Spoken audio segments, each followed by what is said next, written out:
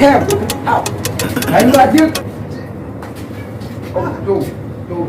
ke ce anan kenan haba A'a me ya faru kuma ne? raina ne a ɓace wallahi raina ne a ɓace amarya Me ya faru? rayuwar nan ta canja kawai idan baka ba dan baka wani abu kenan kai ba za ka yi mutum ba wannan yaron Yakubu wai tun da dan wannan ciyama din da ba shi dan salari kenan shi dan alƙali to ko dan lauya ne ba za mu yi shi ba Gaskiya. wallahi nan ba ran nan shi buhun shinkafa aka aiko min da su ba Wallahi an aiko ku an ce in ba. lamarin rayuwar nan wai yan iska wai ba za su yi Yaya bauchi wai dan alƙali duk wani iskancin banza iskancin wofi Ikon girman Allah. Allah Ikon Allah.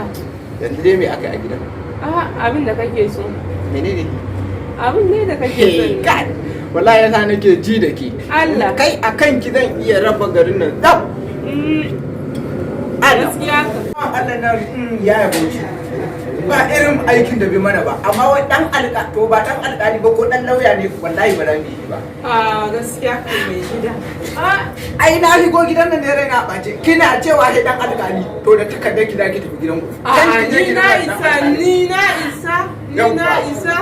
mutumin nan kinga ya'ya makarantar nan kyauta ne uniform ilimin bokon nan arabic din nan duka kyauta yake yin sa asibitin mu a gyare ta fes Gaskiya ka mai gida. titunan mu nan babu inda ba za ki buki ga kwalta ba lamarin rayuwa nan duk abu ya biyar da barbarce Gaskiya ba da.